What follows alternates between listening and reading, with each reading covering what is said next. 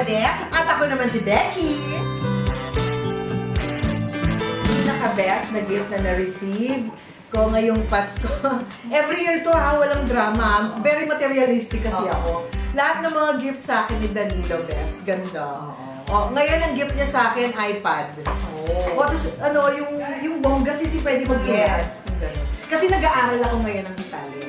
Ako naman, best Christmas gift. Basta galing sa mga anak ko. Kahit na dinrawing lang niya yung card, basta meron, alala nila ako. Masaya na ako doon. Kasi alam nila ako lang yung taga-bigay eh.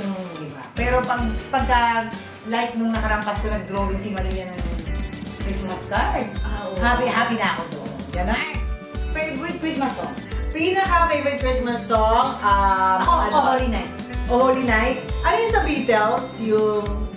Help, I need somebody. Hindi, Christmas yan. Yung... So when this is Christmas. Alam nyo, Christmas is for children. So, alam Christmas is peace.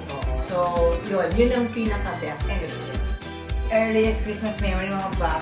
Ako kasi, nagtitinda ako ng ticket mo, so mahabol ako lagi ng makabenta ako pagkatapos nun. Anong ticket ng ano? Sweepstakes.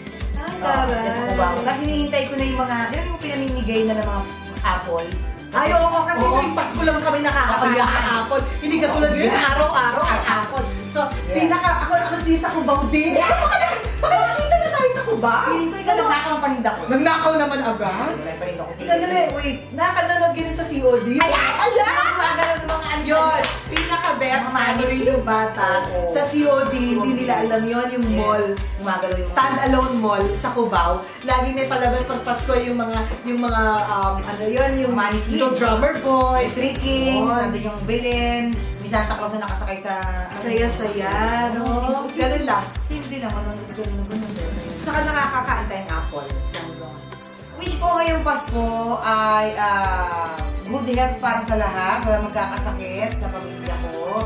At saka more projects at kumita ng bonggang-bongga mag-number 1 ng Becky and Badek! Yay! Sana bumalik yung saya sa sine. Bumalik yung mga tao manood ng sine ngayong Metro Manila Film Festival 2023. Yan yung wish natin.